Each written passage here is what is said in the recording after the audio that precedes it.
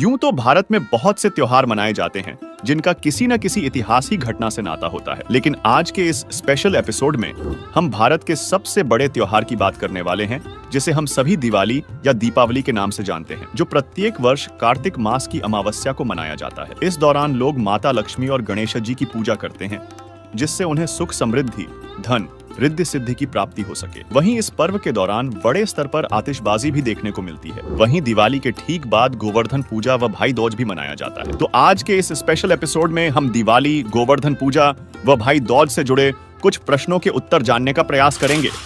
सवाल नंबर 1, दीपावली का त्योहार क्यों मनाया जाता है? सब त्योहार किसी धार्मिक कथा से संबंध रखते हैं। उन्हीं में से एक त्योहार है दिवाली, जिसकी धार्मिक कथा त्रेता युग में जन्मे श्री राम से जुड़ती है। हम सभी जानते हैं कि नारद जी के श्राप के कारण श्री विष्णु जी का जन्म त्रेता युग में श्री रामचंद्र के रूप में अयोध्या के राजा दशरथ के यहाँ माता कौशल्या से हुआ, जिसका प्रमाण गीता प्रेस गोरखपुर से प्रकाशित श्री शिव महापुराण प्रथम खंड पूर्वार्ध के रुद्र संहिता सृष्टि खंड अध्याय 4 के श्लोक 15 से 17 में भी है, जिसमें नारद जी कहते हैं, हे विष्णु, तुमने स्त्री के लिए मुझे व्याकुल किया है। तुम इसी तरह सबको मोह में डालते रहते हो। यह कपटपूर्ण कार्य करते हुए तुमने जिस स्वरूप से मुझे संयुक्त किया था, उसी स्वरूप से हे हरे तुम मनुष्य हो जाओ, और स्त्री के लिए दूसरों को दुख देने वाले तुम भी स्त्री के वियोग का दुख भोगो। तुमने जिन वानरों के समान मेरा मुंह बनाया था, वे ही उस समय तुम्हारे सहायक हो। तुम दूसरों को स्त्री विरह का दुख देने वाले हो, अतः स्वयं भी तुम्हें स्त्री के वियोग का दुख प्राप्त हो, और अज्ञान से मोहित मनुष्यों के समान तुम्हारी स्थिति हो। नारद जी के इसी श्रापवश श्री विष्णु जी का श्री राम रूप में जन्म हुआ। जब रामचंद्र युवा हुए तो माता सीता से विवाह हुआ, और फिर विवाह के कुछ दिनों के बाद ही श्री राम और माता सीता को 14 वर्ष का वनवास हुआ। वनवास के दौरान ही रावण ने सीता जी का हरण किया। उसके बाद कार्तिक मास की अमावस्या को भगवान श्री रामचंद्र जी अपनी पत्नी सीता के साथ 14 वर्ष का वनवास काटकर रावण को मारकर सीता को उसकी कैद से छुड़वाकर अयोध्या लौटे थे, जिससे अयोध्या वासियों की प्रसन्नता का ठिकाना नहीं था। अपने प्रिय राजा रानी के आगमन की शुभ सूचना पाकर अयोध्या वासियों ने दीपक जलाकर उस अमावस्या की अंधकारमयी रात्रि को भी जगमग और उज्जवल किया, और श्री राम और माता सीता के आगमन की खुशी मनाई थी। इसी उपलक्ष्य में यह त्योहार हर साल कार्तिक मास की अमावस्या को मनाया जाता है। इस मौके पर लोग इस दिन पटाखे फोड़ते हैं, जिससे ध्वनि प्रदूषण, वायु प्रदूषण फैलता है। कई बच्चों की आंखें खराब हो जाती हैं, कईयों के हाथ खराब हो जाते हैं, कई स्थानों पर आग लग जाती है। ऐसी कई दुर्घटनाएं दीपावली के दिन भी देखने को मिलती हैं, जबकि हमें प्रतिदिन दोनों समय शुद्ध देशी घी का दीपक जालना चाहिए, जिससे हवन यज्ञ होता है, जिसका प्रमाण ऋग्वेद मंडल 9 सूक्त 86 मंत्र 10 है, जिसमें लिखा है कि भिन्न भिन्न स्थानों सतलोक, अलखलोक, अगमलोक तथा अकह लोक में निवास करने वाला प्रिय परमपिता परमेश्वर सर्व आत्माओं व देव रूप आत्माओं का उत्पत्ति करने वाला है। उससे सर्व सुख प्राप्ति के लिए ज्योति यज्ञ का अनुष्ठान करें, जो पवित्र विधि है, अर्थात आत्मा को शुद्ध करता है, जिस कारण से साधक को परमेश्वर इस लोक तथा परलोक के परम शांति रूप पूर्ण मोक्ष तथा इंद्रियों के आनंद रूप पूर्ण मोक्ष रूपी अनमोल रत्न प्रदान करता है। यह शास्त्रों के अनुसार वास्तव में दिवाली है, पटाखे फोड़ना या शास्त्र विरुद्ध क्रिया करना दिवाली का बिगड़ा रूप है। सवाल नंबर 2, क्या आप जानते हैं कि अयोध्या वासियों ने 2 वर्ष बाद ही दीपावली के त्योहार को मनाना क्यों बंद कर दिया था? दर्शकों, आपने सही सुना। सत्य तो यही है कि जिस दीपावली को आज लोग प्रमुख त्योहार के रूप में मनाते हैं, उस दीपावली के त्योहार को अयोध्या वासियों द्वारा 2 बार ही मनाया गया था, क्योंकि जब 2 वर्ष के पश्चात धोबी के व्यंग्य के कारण श्री राम ने गर्भवती माता सीता को घर से निकाल दिया, तो अयोध्या वासी इस घटना से इतना दुखी हो गए कि उसके बाद अयोध्या वासियों ने दीपावली का त्योहार मनाना बंद कर दिया था, कि जिस देवी के लिए रावण मारा, आज वह फिर कितने रावणों का कष्ट झेलेगी। दीपमाला खुशी का प्रतीक है। जब राजा और रानी भिन्न भिन्न हो गए, तो न दीपावली राजा को अच्छी लगे और न प्रजा को, इसलिए दीपावली का पर्व उसी समय से बंद हो गया था। जो 2 वर्ष मनाया था, उसी के आधार से भोली जनता यह पर्व मना रही है, जबकि हमारे पवित्र शास्त्रों में ऐसे किसी भी त्योहार का वर्णन नहीं है,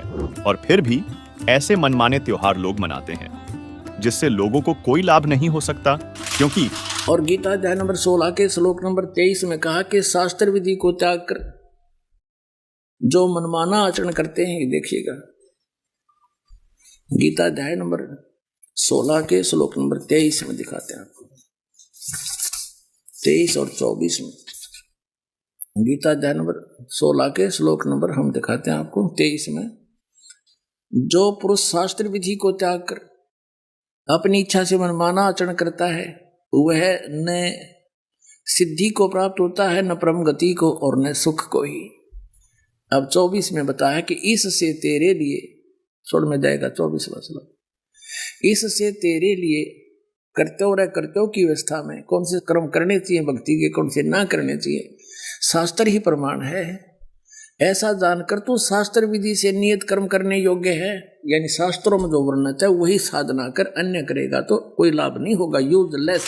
इसी विषय में अब सुनिए संत रामपाल जी महाराज का सत्संग। इस जैसे त्योहार आते हैं, कोई बात हुई, वो व्यर्थ के खर्चे, ये त्योहार मनाते हैं दिवाली का, दीपावली, ये किस लिए मनाते हैं कि भगवान श्री राम सीता जी को लेकर घर लौटे थे। और फिर चलो पहले तो देसी घी के दीप जलाए जाते थे, हवन हो जाता था, वो भी बढ़िया बात थी, लेकिन एक दिन हवन कर देने से बात नहीं बनती। अपना रोज लगावे घी की दीप है, रोज हवन करे वो, और जब सीता जी को घर से निकाला फिर भी मनाओ तुम, उसने फिर भी दिवाली मना रहे हो। सीता तो घर से निकाल दी गई थी जिसके आने की खुशी में,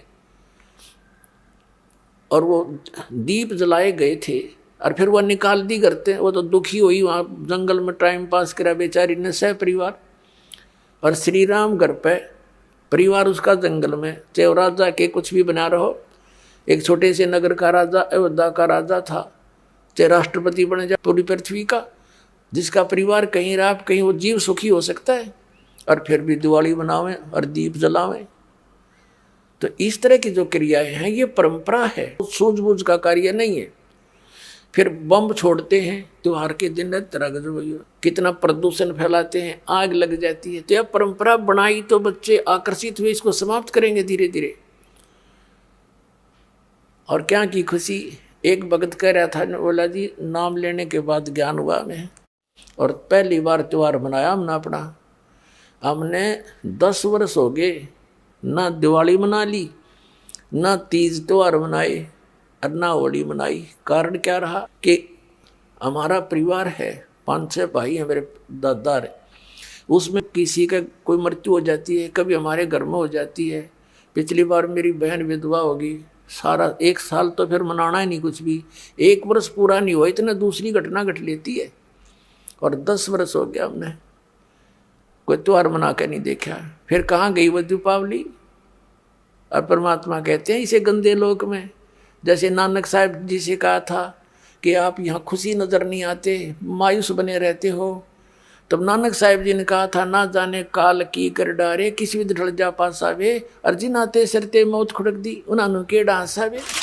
सवाल नंबर 3, दीपावली के दौरान सुख समृद्धि और रिद्धि सिद्धि की प्राप्ति के लिए माता लक्ष्मी और गणेश जी की पूजा की जाती है, तो क्या इससे भी कोई लाभ नहीं होता? दर्शकों, हम सभी जानते हैं कि माता लक्ष्मी भगवान विष्णु की पत्नी हैं, जो त्रेता युग में माता सीता और रामचंद्र जी के रूप में जन्मे थे, तथा गणेश जी भगवान शिव और माता पार्वती के पुत्र हैं। और ये हमें कितना लाभ दे सकते हैं, यह हमें श्रीमद्देवी भागवत के 3 स्कंध अध्याय 4 से 5 से मालूम चलता है, जिसमें श्री विष्णु जी और भगवान शंकर अपनी माता दुर्गा की स्तुति करते हुए क्या कहते हैं, देखिए।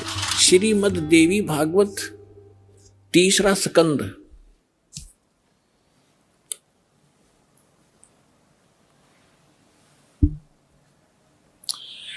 ये गीता प्रेस गोरखपुर से प्रकाशित है, ये देखिएगा।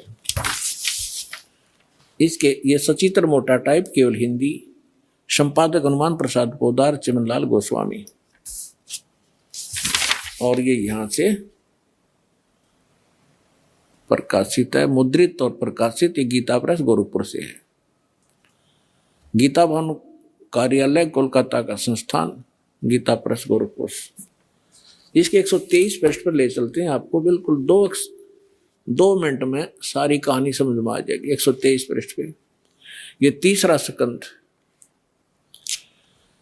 भगवान विष्णु अपनी माता दुर्गा की महिमा स्तुति करते हुए, उनकी स्तुति करते हुए बोल रहे हैं, तुम शुद्ध स्वरूपा हो, ये सारा संसार तुम्हीं से उद्भासित हो रहा है। मैं ब्रह्मा और शंकर हम सभी तुम्हारी कृपा से विद्यमान हैं। हमारा आविर्भाव माने जन्म, तिरोभाव माने मृत्यु। हमारा तो जन्म और मृत्यु हुआ करता है। केवल तुम ही नित्य हो, जगत जननी हो, प्रकृति और सनातनी देवी हो। ये प्रकृति शब्द याद रखना कि दुर्गा को प्रकृति भी कहते हैं।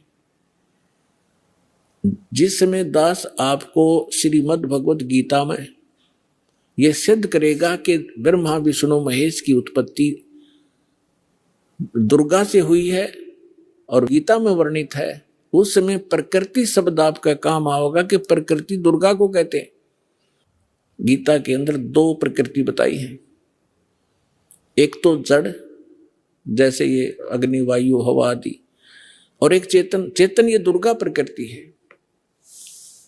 तो इसलिए कहते हैं आप ही प्रकृति हो। और फिर भगवान शंकर क्या कहते हैं देखिएगा। भगवान शंकर बोले, देवी यदि महाभाग विष्णु तुम्ही से प्रकट हुए हैं, उनके बाद उत्पन्न होने वाले ब्रह्मा भी तुम्हारे बालक हुए, फिर मैं तमोगुणी लीला करने वाला, क्या मैं तमोगुणी लीला करने वाला शंकर क्या तुम्हारी संतान नहीं हुआ? अर्थात मुझे भी उत्पन्न करने वाली तुम ही हो शिवे। संपूर्ण संसार की सृष्टि करने में तुम बड़ी चतुर हो। इस संसार की सृष्टि, स्थिति और संहार में तुम्हारे गुण सदा समर्थ हैं। उन्हीं तीनों गुणों से उत्पन्न हम ब्रह्मा विष्णु एवं शंकर नियमानुसार कार्य में तत्पर रहते हैं।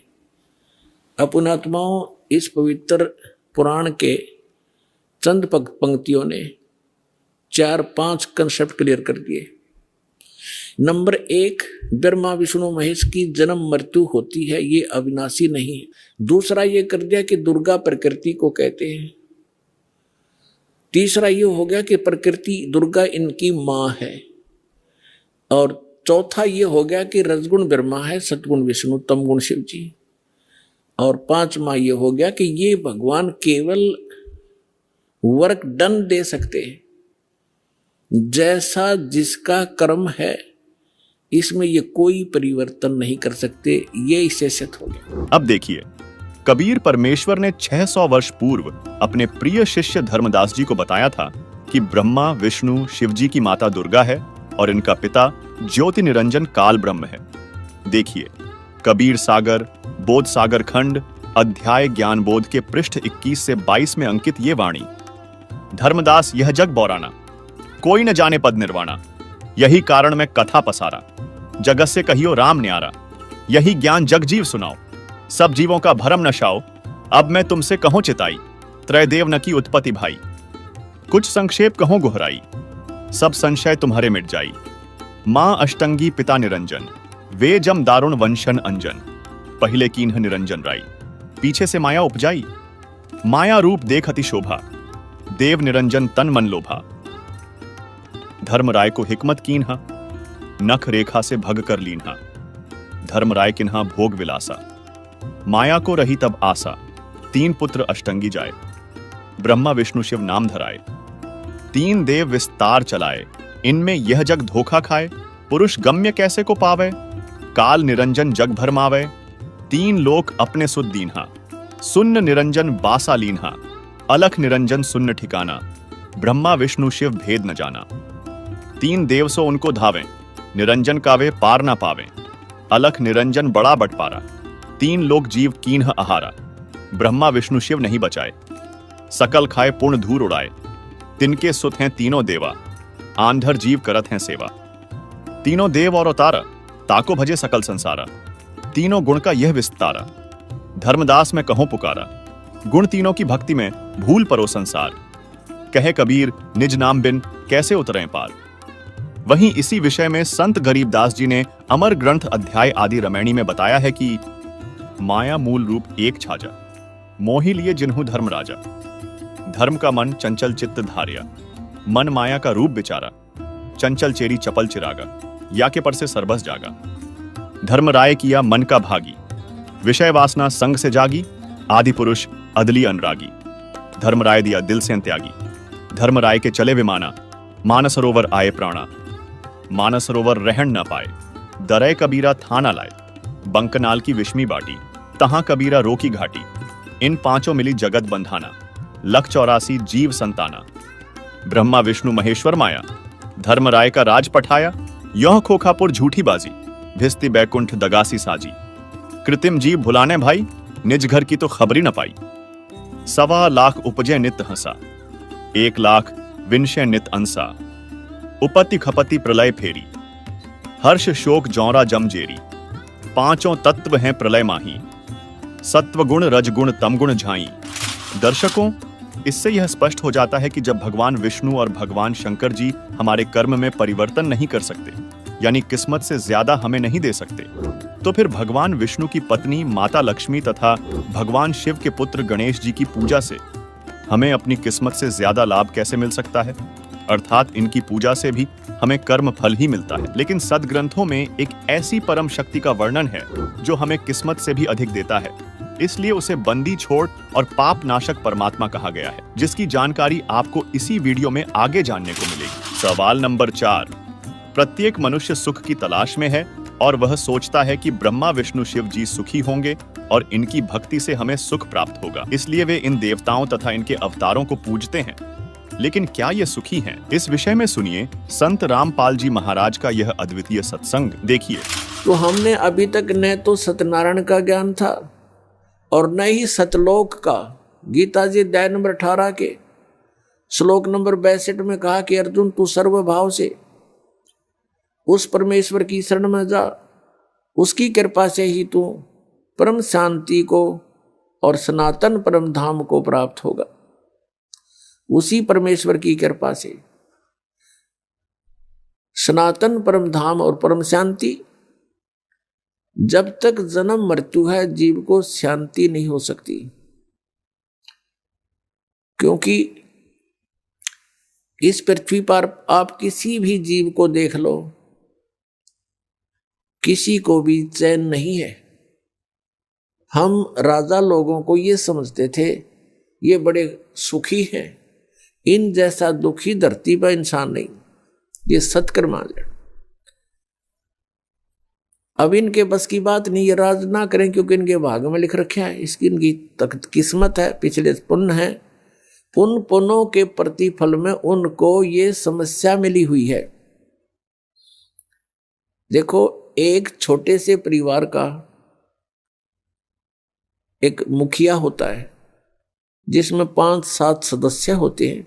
उनकी व्यवस्था में वो कितना दुखी रहता है। किसी कोई बीमार हो गया, किसी के कपड़े लेने हैं, किसी की फीस भरनी है, फिर विवाह के योग्य हो गए, विवाह ना हुआ तो चिंता होगी, तो फिर आगे मनमाने और समस्या, पुत्र ना हुए उनका तो समस्या।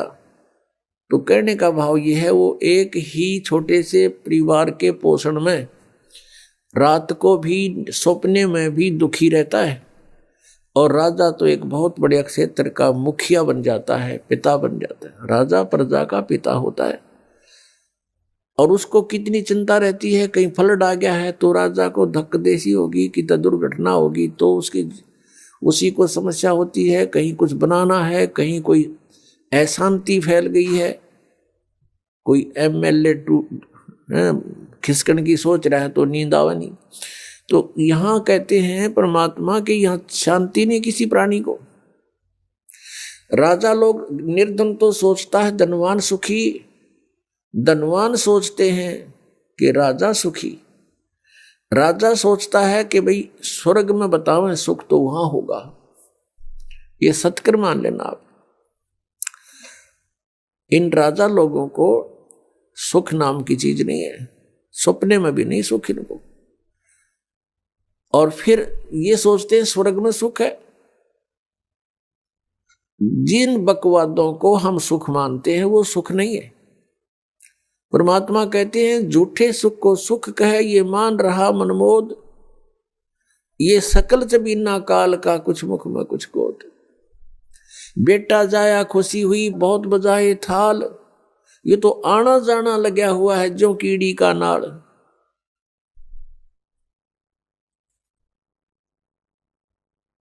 अब राजा सोचते हैं कि स्वर्ग में सुख होगा।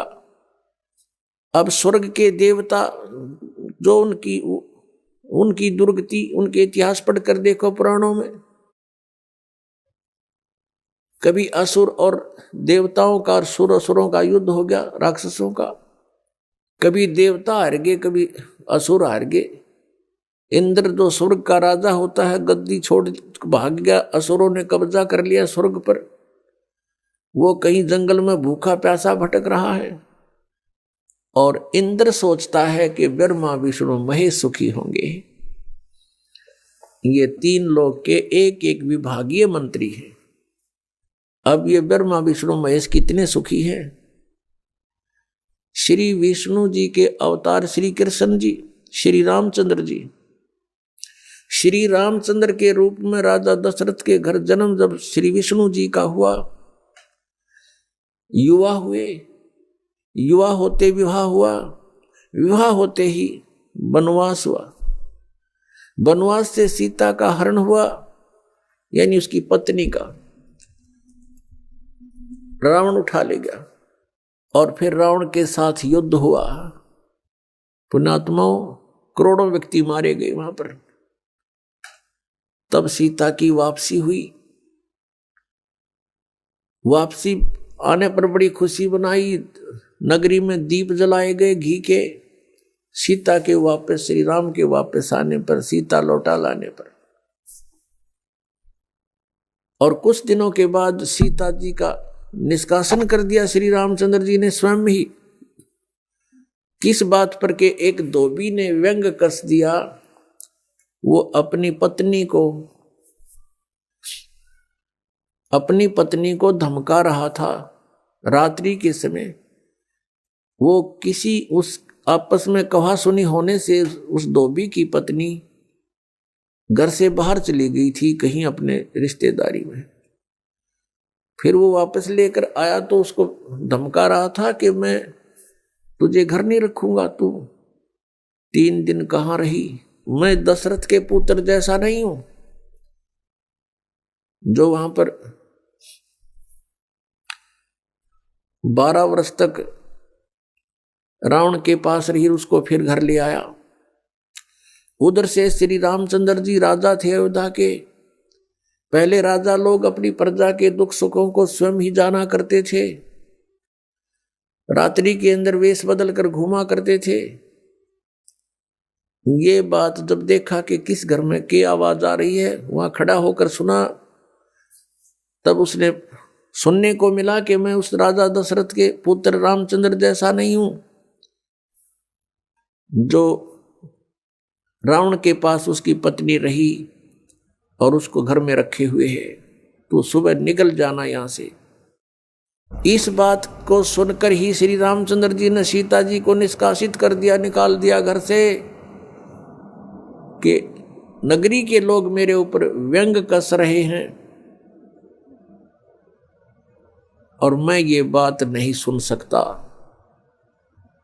पुण्यात्माओं, जब सीता जी को रामचंद्र जी लाने लगे, रावण का वध करके लंका का राज्य विभीषण को देकर, तब श्री रामचंद्र जी ने कहा था कि मैं तेरी परीक्षा लूंगा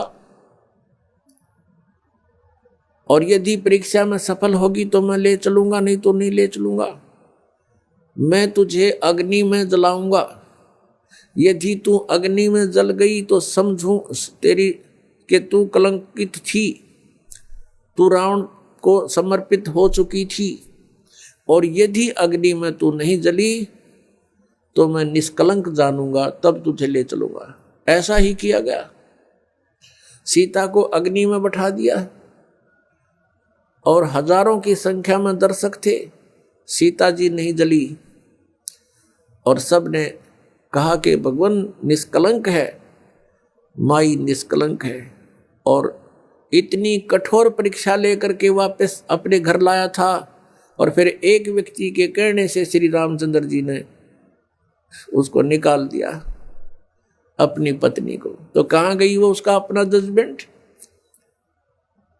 तो ऐसे ये राजा के योग्य भी नहीं थे ये लोग, और हम इनको भगवान मान रहे थे। एक गर्भवती औरत को अपनी को घर से बाहर निकाल देता है, कहीं मरो कहीं जाओ, कोई बात थी या?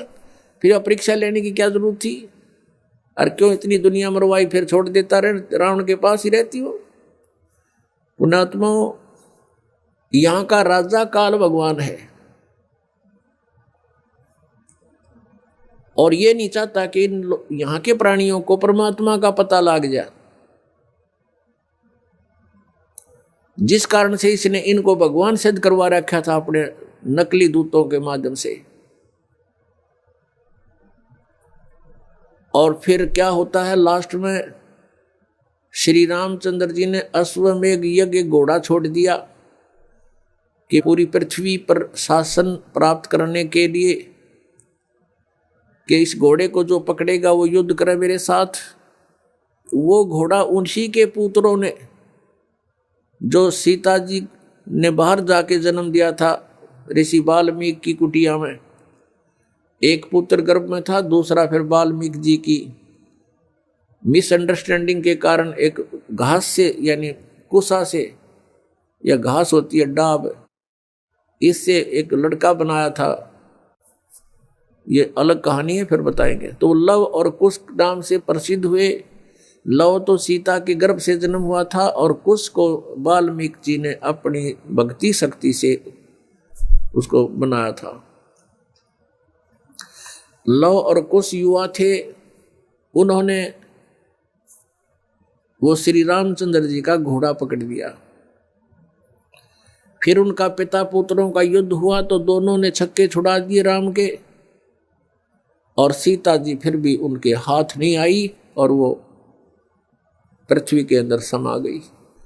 और श्री रामचंद्र जी ने आकर के सरयू नदी के अंदर, अयोध्या के साथ से बह रही एक सरयू दरिया, उसमें जल समाधि ले ली इसी दुख में। अब श्री कृष्ण जी का इतिहास देख लो। श्री विष्णु जी अवतार, श्री कृष्ण जी श्री राम वाली, श्री रामचंद्र जी के जीवन वाला भोग भोग के वो प्राणी श्री कृष्ण रूप में फिर जन्म हुआ। सारा जीवन दुखी रहा श्री कृष्ण, सारा जीवन जेल में जन्म हुआ, माता पिता कैद में, कभी मामा शत्रु हो गया, कभी पूतना मारने जा रही है, कभी केसी, कभी चाणौर शत्रु हो गया, कभी जरासिंह लड़ने को आ रहा है, कभी शिशुपाल से युद्ध हो रहा है, कवासुनी हो रही है, और कभी फिर कल्यवन आ रहा है। इस दुख में श्री कृष्ण जी ने मथुरा का त्याग कर दिया, और ऐसे स्थान पर रहने लगे जहां कोई ना पहुंच सके। समझदार व्यक्ति यही सोचते हैं, राड से बाढ़ अच्छी होती है, झगड़े से बचाव अच्छा होता है। श्री कृष्ण जी उन सबको भी मार सकते थे, क्योंकि वो त्रिलोक के में एक विभागीय मंत्री है, एक विशेष शक्ति होती है प्राणी में, वो उनके अंदर शक्ति थी। लेकिन यही सोचा था कि किस किस ने मारूं, या तो सबकी बुद्धि भ्रष्ट। तो श्री कृष्ण जी ने द्वारका बनाई। समुद्र के बीच में एक टापू था, जिसका केवल एक गेट था, द्वारिका, एक द्वार की नगरी। और ये सोच करके वहां यदि इतनी दूर, पहले तो कोई आवेगा नहीं, ऐसे स्थान पर जा रहे हम, और वहां कोई आवेगा युद्ध करने, तो हम एक ही तरफ से उसका सामना कर सकते हैं, इसलिए एक गेट था उसका, और बाकी 3 समुद्र था 3 तरफ। तो वहां श्री कृष्ण जी चले गए, अपना अधिकतर सारा ही जीवन वहां व्यतीत किया। यहाँ तो ज्यादा से ज्यादा 18 साल के 20 वर्ष के तक यहाँ रहे थे, और बाकी फिर लगभग 200 वर्ष तक जिए थे श्री कृष्ण जी, और बाकी का समय द्वारका में व्यतीत किया था उन्होंने। तो अब ये जो लोग अनजान संत ऋषि, ये गुरु नकली हमें भ्रमित करते हैं कि द्वारका का, उस गोवर्धन का की परिक्रमा करनी चाहिए, और वृंदावन अवश्य जाना चाहिए, मथुरा में अवश्य जाना चाहिए, वहाँ हमारे भगवान ने लीला की है, उनके चरण कमल टिके हैं। वहां घूमा करते थे, स्नान किया करते थे। अरे श्री कृष्ण जी यहाँ तो 20 वर्ष रहे थे मथुरा में, बाकी 180 साल तो वहां रहे हैं द्वारका में, और वहां का नामो निशान मिट गया उस द्वारका को। इसलिए वहां खत्म की द्वारका, समुद्र में डूब गई श्री कृष्ण जी की मृत्यु के बाद, और यादों का विनाश हो गया था, आपस में लड़के मर गए थे, और जो बाकी शेष औरतें बची थी उनको अर्जुन ले आया था, सब खाली हो गई थी द्वारका। उसके बाद वो समुद्र ने डबो दी थी, अंदर चली गई। कारण यही था कि भगवान ने सोचा कि यहाँ आएंगे फिर ये धक्के खान द्वारका में इतनी दूर, इसलिए उसका नामो निशान मिटवा दिया था। अगर आज द्वारका होती तो ये नकली कहते द्वारका में भगवान रहे थे, वहां जाया करो, वहां बहुत पुण्य होता है। उस द्वारका में तो सत्यानाश होया था, सारे यादव कटका मर गए थे वहां पर। आज भी जाते हैं वहां बहुत से श्रद्धालु। तो कहने का भाव यह है कि जब तक आत्मज्ञान बिना नर भटके, इस तत्व ज्ञान बिना नर भटके, कदे मथुरा कदे काशी।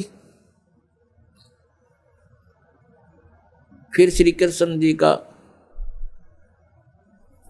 फिर कैसे अंत हुआ? श्री कृष्ण जी के सामने पूरा यादव कुल आपस में लड़का मर गया, पोते पड़पोते रिश्तेदार सब आपस में कटका मर गए।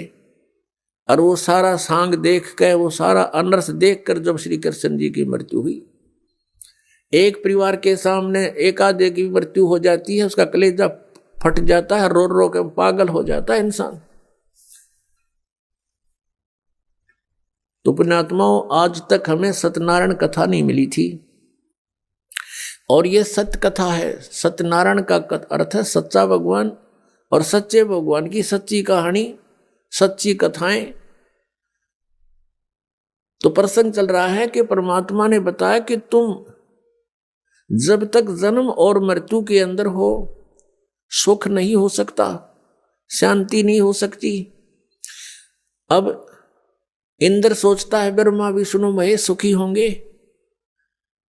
अब इन ब्रह्मा विष्णु महेश की आप देख रहे हो, श्री राम की, श्री विष्णु जी की, श्री कृष्ण जी की कैसे दुर्गति हुई। श्री कृष्ण यानी ब्रह्मा विष्णु महेश सोचते हैं कि परमात्मा कोई और है, हम सुखी नहीं है। अब प्रसंग चल रहा है कि सत्यनारायण कथा जो है, सत्यनारायण का अर्थ है अविनाशी परमात्मा।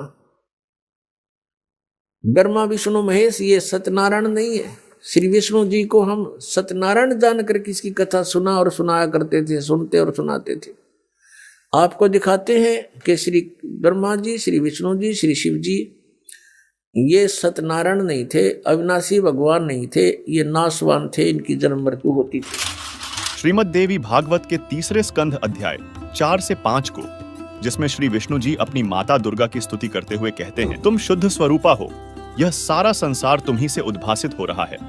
मैं विष्णु, ब्रह्मा और शंकर, हम सभी तुम्हारी कृपा से ही विद्यमान हैं। हमारा आविर्भाव अर्थात जन्म और तिरोभाव अर्थात मृत्यु हुआ करता है, अर्थात हम तीनों देव नाशवान हैं, केवल तुम ही नित्य हो, जगत जननी हो, प्रकृति देवी हो। फिर आगे श्रीमद् देवी भागवत के इसी लेख में भगवान शंकर बोले, देवी, यदि महाभाग विष्णु तुम्ही से प्रकट हुए हैं, तो उनके बाद उत्पन्न होने वाले ब्रह्मा भी तुम्हारे ही बालक हुए। फिर मैं तमोगुणी लीला करने वाला शंकर, क्या तुम्हारी संतान नहीं हुआ?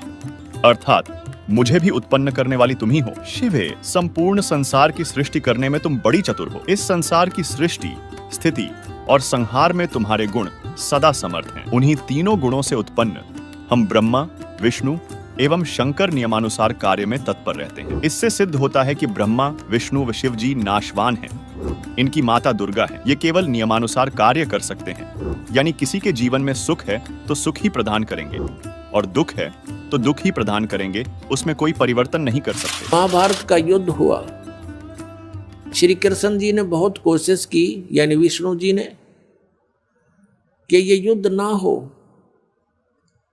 उनकी 100 प्रयत्न करने पर भी युद्ध होकर ही रहा। तो जो क्रियावान कर्म थे वह भी ना बचे, उनको भी नहीं चेंज कर सके। कितना अनर्थ हुआ करोड़ों व्यक्ति मारे गए, वो सारा पाप पांडवों के सिर पर रखा गया। और प्रारब्ध के कर्म को ये अपना भी नहीं काट सकते। प्रारब्ध तो दूसरों का नहीं कैसे काटेंगे। जैसे श्री राम रूप में श्री रामचंद्र जी ने सुग्रीव के भाई बाली को मारा था, धोखा देकर वृक्ष की ओट लेकर तीर मारा था, उसका भी बदला देना पड़ा, वो भी कर्म दंड भोगना पड़ा। उसके प्रारब्ध में लिखा गया वो कर्म श्री कृष्ण रूप में। जो बाली वाली आत्मा थी वो तो एक शिकारी बना, और श्री राम वाली आत्मा श्री कृष्ण बने। और श्री कृष्ण जी का वध विषाक्त तीर यानी जहर से बुझे हुए तीर मार कर उस एक शिकारी ने उनका वध किया। तो उनका अपना भी कर्म भोगना पड़ा उन भगवानों को, जिनकी हम गुण गाया करते थे, जिनको सर्वशक्तिमान बताया करते थे, तो वो भी सर्वशक्तिमान नहीं पाए, ये अविनाशी भी नहीं पाए, क्योंकि इनकी जन्म मृत्यु होती है। इनके पिता कौन है? इनके पिता काल रूपी ब्रह्म है। पुण्यात्माओं, सत्संग के अंदर परमात्मा की याद दिलाई जाती है, आत्मा और परमात्मा की स्थिति बताई जाती है, कौन से कर्म अच्छे हैं कौन से बुरे हैं ये याद दिलाई जाती है। और आपको जो मिशन से जुड़ता है, जो भगवान चाहता है, उसको स्ट्रिक्टली कहा जाता है कि ये पाप नहीं करोगे, ऐसा नहीं करोगे तो तुम सफल होगे, सच्चाई है ये। तो फिर वो आपके क्रियावान कर्म भी बदलवा दिए जाते हैं। जैसे कोई शराब पीता है, कोई चोरी करता है, कोई मिलावट करता है, कोई जारी करता है, कोई और बकवाद करता है, वो सब छुटवाई जाती है। वो क्रियावान कर्मों को भी चेंज कर दिया जाता है। प्रारब्ध के अंदर आपकी किस्मत में कोई जबरदस्त दुख है, उसको भी परमात्मा हल्का करके नाश कर देते हैं। परमेश्वर शरण में आने से आई टले बला, और जय मस्तिष्क में जय भाग्य में सूली होवा कांटे में डर जा। यदि आपके भाग्य में कहीं मृत्यु दंड लिखा हो, कहते कांटा लाग के, मनमाने ठोकर लाग के, अंगूठा फूट के जीवन बच जा। इतना हल्का करके परमात्मा, वो कबीर परमेश्वर, आपके प्रारब्ध में लिखे हुए पाप कर्म का विनाश कर देते हैं।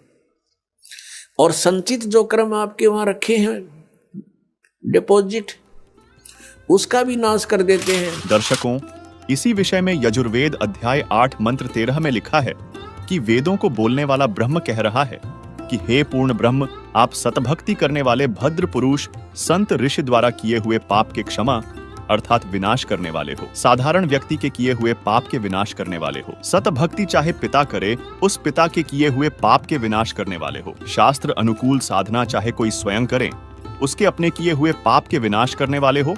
और तो और आप पाप के पाप अर्थात घोर पाप के विनाश अर्थात क्षमा करने वाले हो। जो सतभक्ति करने वाला पाप चाहे शिक्षित अर्थात पंडित या अशिक्षित करे, उसके तथा सर्व सद्भक्ति स्तुति करने वालों के पाप के विनाश करने वाले हो। तथा यजुर्वेद अध्याय 5 मंत्र 32 में लिखा है, जो पूर्ण शांतिदायक है वह पाप का शत्रु अर्थात पाप विनाशक कबीर है। 2 स्थानों पर वास करता हुआ दुखदायी काल लोक में रहने वालों के कर्म बंधन का शत्रु अर्थात बंदी छोड़ रक्षा के लिए तुरंत आने वाला है, अर्थात संपूर्ण शांतिदायक, पापनाशक और कर्म बंधनों से छुड़वाने वाला यानी बंदी छोड़ परमात्मा कबीर है, जो हमारे संचित तथा क्रियावान कर्म को भी समाप्त कर देता है। सवाल नंबर 5, दीपावली के ठीक बाद मनाई जाने वाली गोवर्धन पूजा क्या है? क्या गोवर्धन पूजा शास्त्रों में वर्णित है? तथा गोवर्धन पूजा करने तथा गोवर्धन पर्वत की परिक्रमा करने से क्या कोई लाभ होता है? भारत में कई त्योहार मनाए जाते हैं, उन्हीं में से एक पर्व है गोवर्धन पूजा। गोवर्धन पूजा दिवाली के अगले दिन की जाती है। गोवर्धन पूजा को प्रकृति की पूजा के साथ जोड़कर देखा जाता है।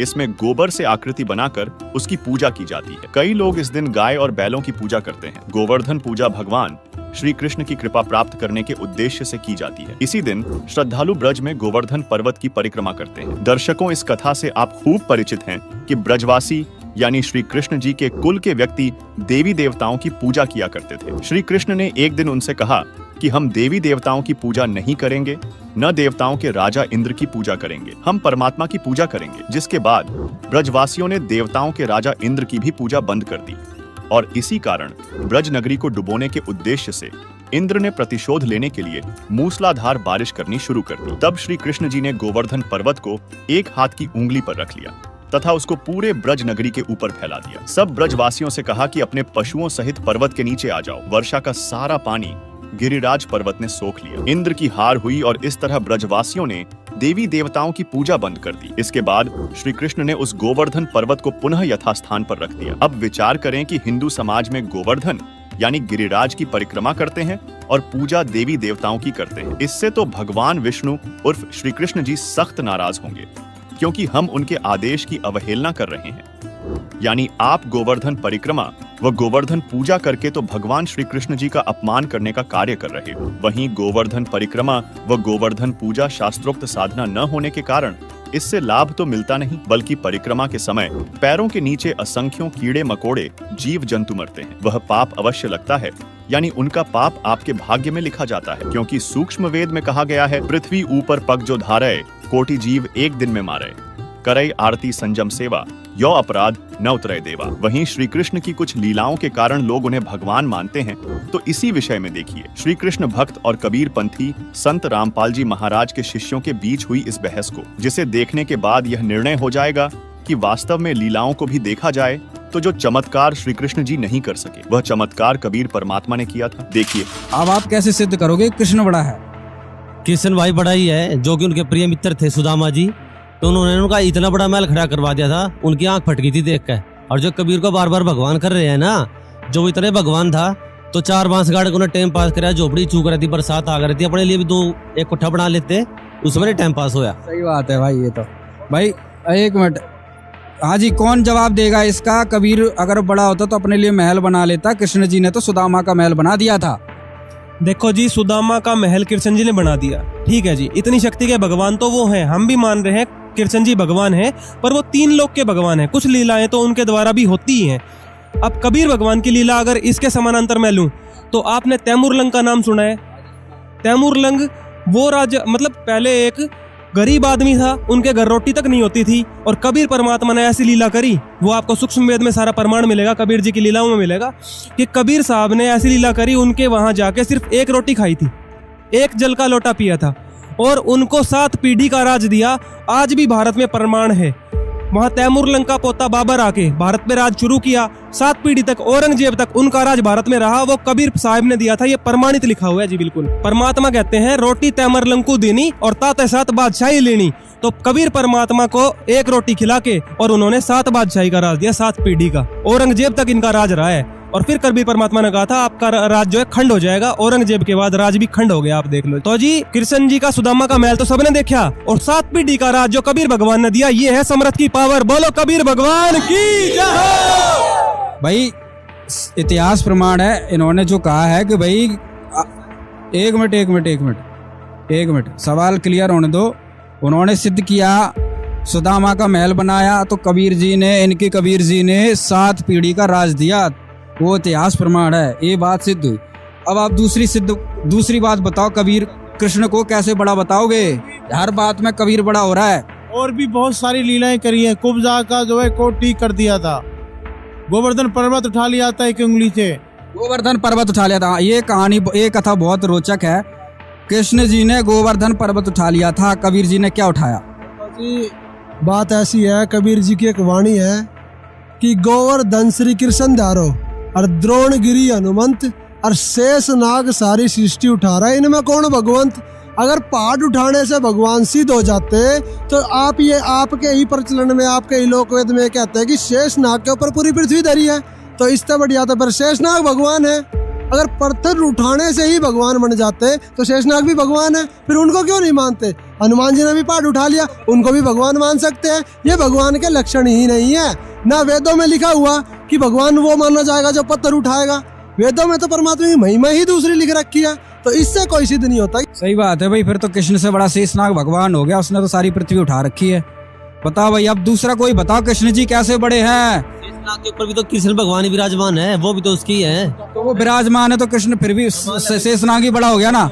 और कोई सवाल हो? देखो भाई कृष्ण पुजारी, सुनो मेरी बात, हरे कृष्णा कहने से बात नहीं बनेगी, प्रमाण देने पड़ेंगे। सामने वाले आप पे भारी पड़ रहे हैं। अब आप ये बताओ कृष्ण जी कैसे बड़े हैं, ऐसी कौन सी लीला, कुछ तो बताओ। हर चीज का प्रमाण दे रहे हैं। हाँ, बांसुरी बजाते थे, सारी गाय उधर आ जाती थी, गाय जाती थी, पशु पक्षी आ जाते थे, चिपटते थे बहुत ज्यादा, एकत्रित हो जाते थे सिर्फ एक बांसुरी की धुन से। अभी सवाल नहीं, अभी चलन दो, अभी सवाल आपके पास लेंगे आके। भैया बांसुरी की बात आ गई है, कृष्ण जी में इतनी शक्ति थी, वो बांसुरी बजाते थे, गाय है, गोपी ग्वाल है, वृंदावन में सब इकट्ठे हो जाते थे। कबीर जी ने क्या शक्ति ऐसी कोई लीला करी है जो सारे इकट्ठे हो जाते थे? बताओ जी। कबीर जी ने ऐसी लीला करी है और अनेकों बार करी है। कबीर जी के एक शिष्य हुए हैं संत मुलकदास जी। एक बार उन्होंने कहा कि गुरुजी, कृष्ण जी जब बंसी बजाते थे तो सारी गाय और गोपी ग्वाल इकट्ठे हो जाते थे, उनकी वाणी इतनी मधुर थी। तो कबीर जी ने कहा भाई हम भी बंसी बजा के दिखाएंगे। तो जब कबीर जी ने बंसी लेके और बजानी शुरू करी तो आप तो गोपी ग्वालों की बात करते हो, सुर नर मुनि जन और देवता वो भी उस मुरली को सुनने के लिए आ गए थे। और जिस जमुना का जो दरिया बह रहा था वो दरिया भी एक जगह शांत हो गया था। इतनी मधुर वाणी बजाई थी कबीर साहब जी ने। इसका प्रमाण संत मुलकदास जी की वाणी में है कि एक समय गुरु बंसी बजाई कालंदरी के तीर, और सुर नर मुनि जन थकत भये वो रुक गया दरिया नीर। बंदी छोड़ सतगुरु रामदास की जय। प्रमाण है भगवान है। भैया कृष्ण के पुजारी, इन्होंने आपके कृष्ण ने बंसी बजाई, उनके कबीर जी ने भी बंसी बजाई, सारा जमुना अमना सब थम गया था। अब कोई और लीला बताओ। मोर ध्वज के बेटे का शीश कटा हुआ उन्होंने जोड़ दिया था, उनकी लीलाएं इतनी है। जेल धाम से ही श्री कृष्ण जी तो जेल धाम से ही चमत्कार करने लग गए थे। आपने कहा कि श्री कृष्ण जी ने उनका ताम्र के लड़के का शीश काट करके उनको जीवित कर दिया था, गर्दन जोड़। सही बात है, भगवान ये काम कर सकते हैं भाई, कटे हुए गर्दन की तो भगवान ही जोड़ सकता है। आप बताओ कोई प्रमाण हुआ? हाँ जी इधर। हाँ जी, अगर श्री कृष्ण जी भगवान थे तो अभिमन्यु का क्यों नहीं जीवित कर दिया? और इन्होंने बहुत सारी लीलाएं बताई श्री कृष्ण जी की, लेकिन जो वेदों में लीलाएं बताई गई हैं पूर्ण परमात्मा की, जैसे कुंवारी गाय से उसकी तृप्ति होती है, तो परमात्मा है जना उसका जन्म मरण नहीं होता, लेकिन वो कोई भी लीला श्री कृष्ण पे फिट नहीं बैठती है। तो इससे ही प्रमाणित होता है कि कबीर भगवान है। नहीं अभी इनके ठीक है, आपकी बात सही है भाई, चलो वेदों में नहीं मिलता। इन्होंने कहा कि भाई कृष्ण ने ताम्र ध्वज को जिंदा कर दिया गर्दन काट के। कबीर जी ने कुछ ऐसा किया? क्योंकि लोग चमत्कार को नमस्कार करती है भाई साहब। देखो जी, ये तो बहुत छोटी बात है कि एक ताम्र ध्वज जी का उन्होंने शीश जोड़ दिया। कबीर साहब जी ने ऐसे 4 लोगों को जिंदा किया हुआ है जिसका प्रमाण कबीर सागर में मिलता है। सबसे पहले उनके जो शिष्य हुए हैं सेऊ और सम्मन, सेऊ जी उनके शिष्य हुए, उनकी नाड़ कट गई थी, कबीर साहब ने उनकी नाड़ को जोड़ के एज इट इज उनको जीवित कर दिया। दूसरा ये प्रमाण मिलता है कि एक मुर्दा बहता हुआ नदी में जा रहा था और कोई प्रकरण चल रहा था, तो एक मुसलमानों के पीर थे शेख तकी पीर, उन्होंने कहा कि कबीर अगर तू भगवान है तो इस मुर्दे को जिंदा करके दिखा। तो कबीर साहब ने उसको ऐसे आदेश दिया, हे प्यारी आत्मा आप जहाँ भी हो कबीर हुक्म से इस शरीर में प्रवेश करो और मेरे सामने आ जाओ। तो वो मुर्दा उठ के जिंदा होके कबीर साहब के पास आ गया। ऐसे ही शेख तकी की मरी हुई लड़की को जो 12 दिन से कब्र में दबी हुई थी, कुछ दिनों से कब्र में दबी हुई थी, उसको वहां से कब्र से उठा के और उसको जिंदा करके अपने साथ ले लिया। ये कबीर सागर में प्रमाण मिलता है। अगर इसी से ही भगवान माने जाते हैं तो कबीर साहब तो डबल भगवान हुए, उन्होंने तो कई लोगों को जिंदा कर रखा है। कबीर भगवान की जय। दर्शकों, एक और विचारणीय विषय यह है कि आज लोगों द्वारा श्री राम और श्री कृष्ण की पूजा की जाती है, लेकिन सतयुग में किसकी पूजा करते थे? उस समय तो राम और कृष्ण नहीं थे। इसलिए श्रीमद् भगवद गीता के अध्याय 4 के श्लोक 34 में कहा गया है कि उस तत्व ज्ञान को समझ उन पूर्ण परमात्मा के वास्तविक ज्ञान व समाधान को जानने वाले संतों को भली भांति दंडवत प्रणाम करने से, उनकी सेवा करने से और कपट छोड़कर सरलता पूर्वक प्रश्न करने से वे पूर्ण ब्रह्म को तत्व से जानने वाले अर्थात तत्वदर्शी ज्ञानी महात्मा तुझे उस तत्व ज्ञान का उपदेश करेंगे। यानी हमें तत्वदर्शी संत की तलाश करनी चाहिए, जिसकी पहचान गीता अध्याय 15 श्लोक 1 में दी गई है। देखिए, ये है पंचदशो अध्याय 15वां अध्याय, मंत्र नंबर 1। ऊर्ध्व मूलम, ऊर्ध्व माने ऊपर, अधः माने नीचे को शाखा, अश्वत्थम माने पीपल का, पीपल रूपी संसार रूपी पीपल का वृक्ष समझो। प्राहु कहा जाता है अव्यम अविनाशी।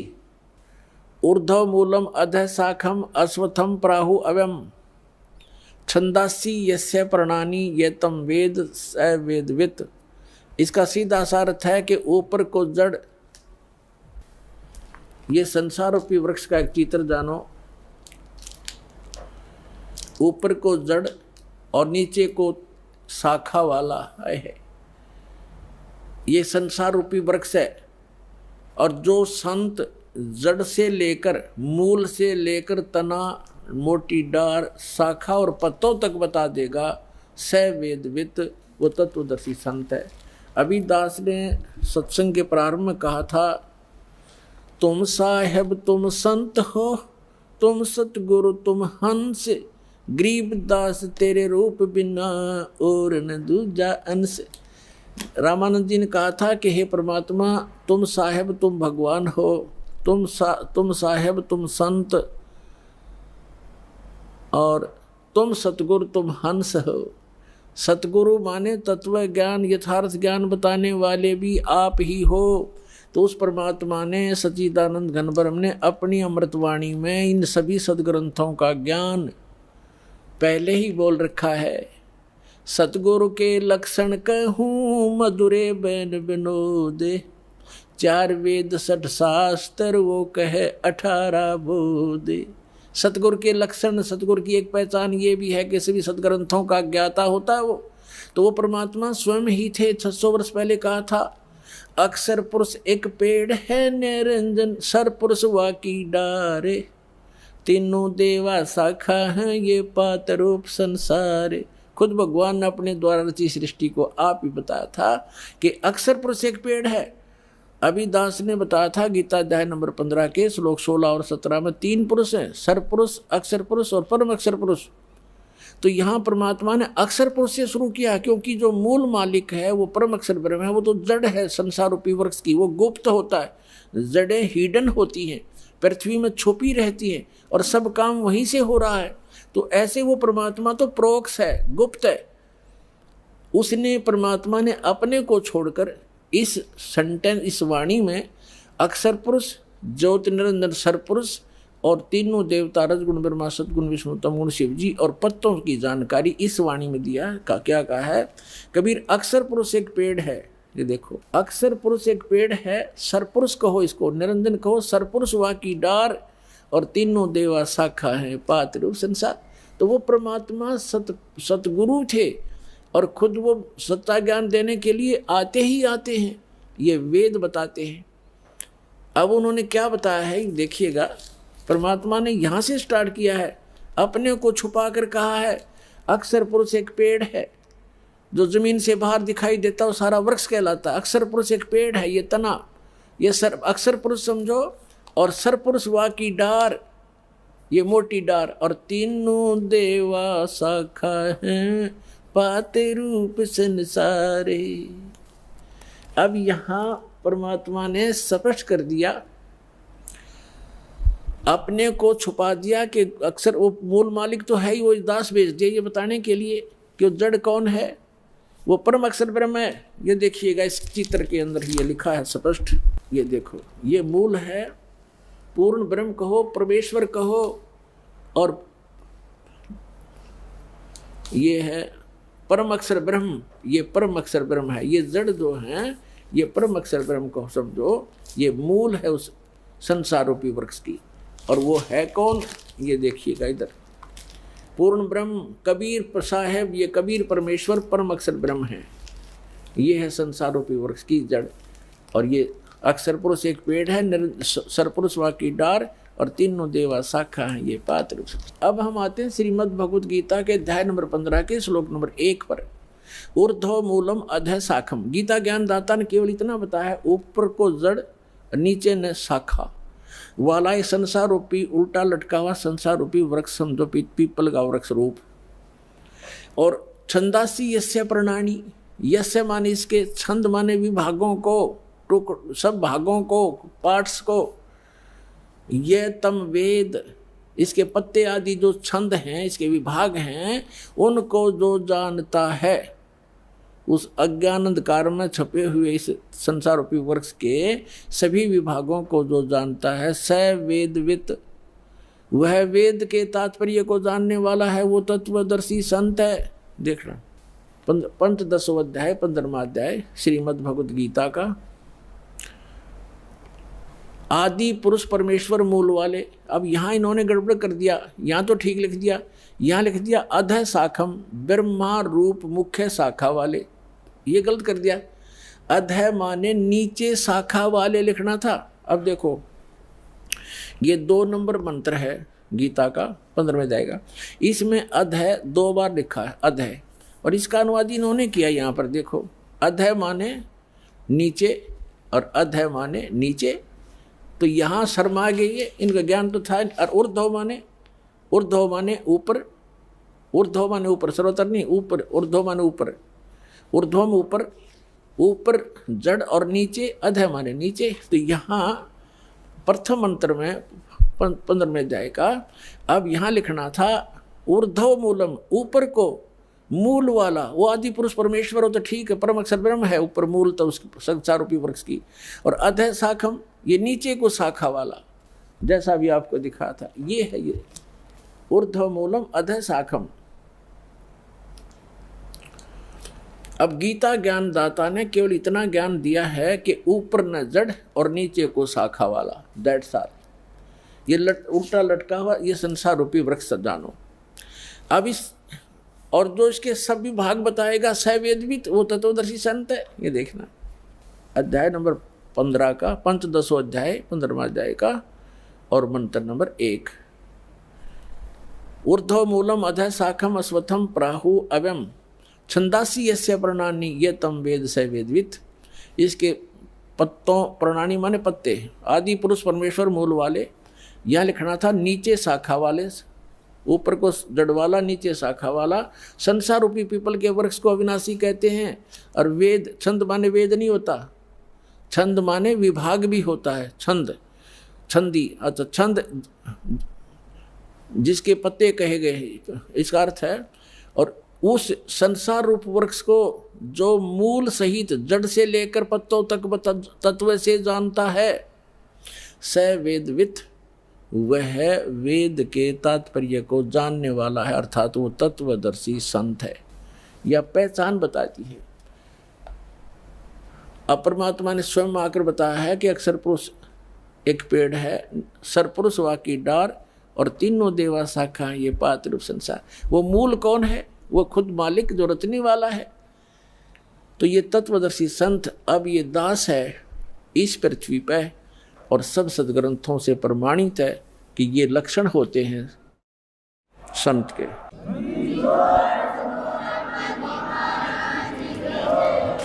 सवाल नंबर 6। दीपावली के दूसरे दिन भाई दूज यानी भाई दूज मनाने से बहन और भाई की रक्षा हो सकती है। दर्शकों, दिवाली के 2 दिन बाद भाई दूज मनाया जाता है। इस दौरान बहन अपने भाई के माथे पर कुमकुम का तिलक लगाकर उसकी आरती उतारती है, जो कि रक्षा बंधन की तरह ही है, जिसका उद्देश्य यही है कि भाई अपनी बहन की रक्षा करने का वचन देता है। लेकिन अनेक खबरें सुनने व देखने को मिलती हैं कि भाई दूज के दौरान ही भाई बहन की दुर्घटनाओं में मृत्यु हो जाती है। यानी भाई दूज मनाने से हमारी रक्षा नहीं होती, बल्कि हमारा वास्तव में रक्षक कबीर परमात्मा ही है, जिसका प्रमाण ऋग्वेद मंडल 9 सूक्त 20 मंत्र 1 में है, जिसमें लिखा है कि वेद ज्ञान दाता काल ब्रह्म से दूसरा कबीर देव यानी कबीर परमेश्वर श्रेष्ठ आत्माओं को भक्ति धन की प्राप्ति के लिए ज्ञान देता है। वह अविनाशी सबका रक्षक है, सहनशील है, सर्व तत्व ज्ञानहीनों को अध्यात्म ज्ञान गोष्ठी की स्पर्धा रूपी वाक युद्ध में तिरस्कृत करता है, यानी अज्ञानियों को पराजित कर देता है। दर्शकों, वेदों में तो यहाँ तक लिखा है कि यदि किसी की मौत भी हो गई हो तो परमात्मा उसे पुनः जीवित करके उसकी आयु भी बढ़ा देता है। देखिए ऋग्वेद में प्रमाण। जैसे हम भगवान विष्णु को समर्थ मानते थे, उन्हीं के अवतार श्री राम और श्री कृष्ण थे। जैसे भक्त प्रसन्न करते हैं कई बार है कि जैसे श्री कृष्ण जी ने मोरध्वज राजा के पुत्र ताम्रध्वज को आरे से चिराकर जीवित कर दिया था, तो वो समर्थ शक्ति मान लिए इसी एक एग्जाम्पल तय। परमात्मा कबीर जी ने कहा, धर्मदास जी ने यह प्रश्न किया था, तो परमेश्वर ने कहा कबीर देव जी ने धर्मदास जी से कि श्री कृष्ण जी ने अपना सगा भांजा क्यों नहीं जीवित किया अभिमन्यु, जब वो पहले महाभारत के युद्ध में मारा गया था। उसका सगा भांजा था, सुभद्रा का पुत्र था, श्री कृष्ण जीवित नहीं कर सका, जिसकी आवश्यकता थी जीवित करने की। और वहां जा पंगा लिया, मोरध्वज का बेटा कटवा के जीवित कर दिया। धर्मदास एकदम स्तब्ध हो गया कि भगवान सच्ची बात है, उनका तो कुलनाश हो रहा था और वहां भगवान उसको जीवित नहीं कर सके। तो प्रश्न किया, क्या कारण है प्रभु? तब परमेश्वर ने बताया कि ताम्रध्वज की आयु शेष थी और इतनी सिद्धि इनमें है कि उसको आपे कटवाया, आपे जीवित कर दिया। लेकिन अभिमन्यु की आयु शेष नहीं थी, श्री कृष्ण कुछ नहीं कर सके और ना कर सकते।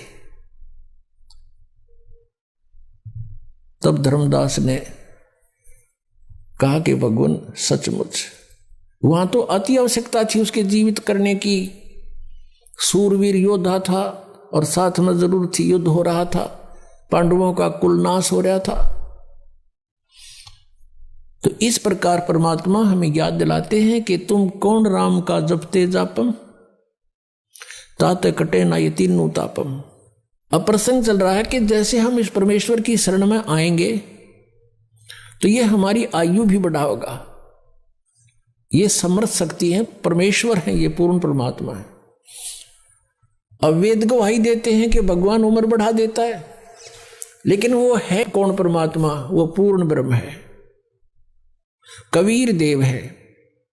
आपको थोड़ा सा यहां दिखाते हैं कि समर्थ शक्ति, देखो सुनी सुनाई बातें तो हमने बहुत सुन रखी हैं, दंत कथाएं सुन रखी है। जब तक आप आंखों नहीं देख लोगे प्रमाणों को, आपको विश्वास नहीं हो सकता। क्योंकि हमने वेदों की आड़ में जो भी वक्ता होते थे, पुराणों का, वेदों का और गीता जी का रेफरेंस देकर सत्संग किया करते थे। और हम ये सोचा करते थे कि संस्कृत के विद्वान हैं, संस्कृत साथ बोल रहे हैं, इन्होंने सदग्रंथों को सही जाना होगा। और ये कहा करते थे कि जो प्रारब्ध है वो तो भोगना ही पड़ेगा, जिसकी आयु जहां समाप्त होगी वो तो होगी ही होगी, इसका कोई विकल्प नहीं।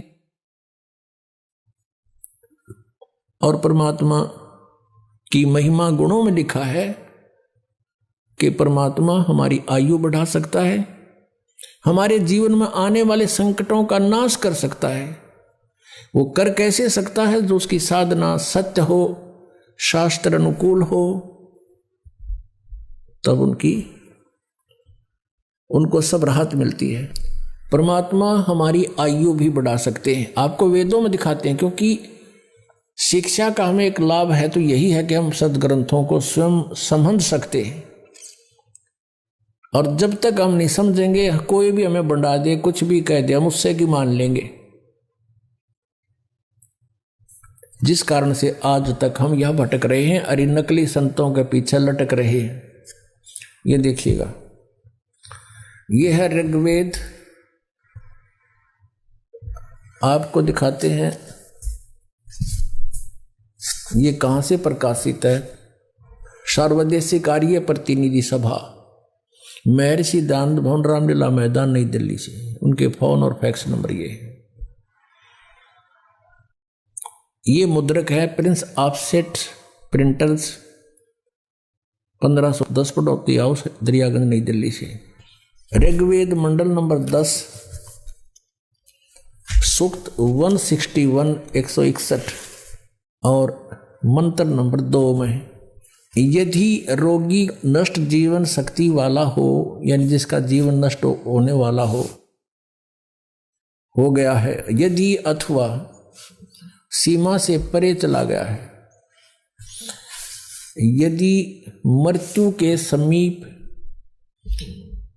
पहुंच गया ही है तो भी उस रोगी को, ये देखिए ना दयानंद के भक्ता ने मैं वैद्य लिख दिया यहाँ पर, क्योंकि दयानंद ये मानता था भगवान कुछ नहीं कर सकता, ना रोग काट सकता, ना उम्र बढ़ा सकता, इसलिए यहां लिख दिया मैं वैद्य। कष्टप्रद रोग के पंजे से छुड़वा लाता हूं और 100 शरद ऋतुओं तक जीने यानी 100 वर्ष तक के लिए इसको बलयुक्त करता हूं। अब यहां जो इन्होंने जानबूझ कर बकवाद करी, इस मूल पाठ में इसमें वेद का जिक्र नहीं, क्योंकि वेद कोई मेडिसिन की बुक नहीं है, ये भगवान की जानकारी महिमा है इसके अंदर। अब यहां तो ये लिख दिया, फिर परमात्मा कहते हैं चोर चोरावे तुंबड़ी, वो गाड्डे पानी में, वो गाड्डे हुआ ऊपर आओ ना, सच्चाई छनी ना है। लेकिन कहीं ना कहीं परमात्मा ने इनकी आंखें बंद कर ही दी, जहां इन्होंने सच्चाई लिख दी, ना चाहते हुए भी लिख दी, भगवान ने लिखवा दिए। तो क्या लिखे थे ये देखना, ऋग्वेद मंडल नंबर 9 सूक्त 80 और मंत्र नंबर इसका भी 2। हे परमात्मन, आप उपासकों की आयु के बढ़ाने वाले हैं। या भूल गए वैद्य लिखना। देखिया परमात्मा के चोर चोरावे तुमड़ी गाड्डा पानी में, वो गाड्डा हुआ ऊपर आओ ना, सच्चाई छनी ना। दर्शकों, इससे स्पष्ट होता है कि हमारा वास्तविक रक्षक कबीर परमात्मा है। दर्शकों, आपने आज के इस एपिसोड में देखा कि दीपावली, गोवर्धन पूजा व भाई दूज मनाना शास्त्रों के विरुद्ध मनमाना आचरण है तथा इन त्योहारों से जुड़ी भगवान रामचंद्र, माता सीता तथा श्री कृष्ण से जुड़ी कुछ सत्य घटना से भी आप अवगत हुए, जिससे स्पष्ट हुआ कि इन त्योहारों को मनाने से न तो सुख समृद्धि मिल सकती और न ही हमारी रक्षा हो सकती, बल्कि हमारा असली रक्षक, पापनाशक, कर्म बंधनों से छुड़वाने वाला वह शांतिदायक कबीर परमात्मा है, जो हमें सुख समृद्धि के साथ साथ मोक्ष भी प्रदान कर सकता है, जिसकी यथार्थ भक्ति जानने के लिए संत रामपाल जी महाराज YouTube चैनल अवश्य देखें।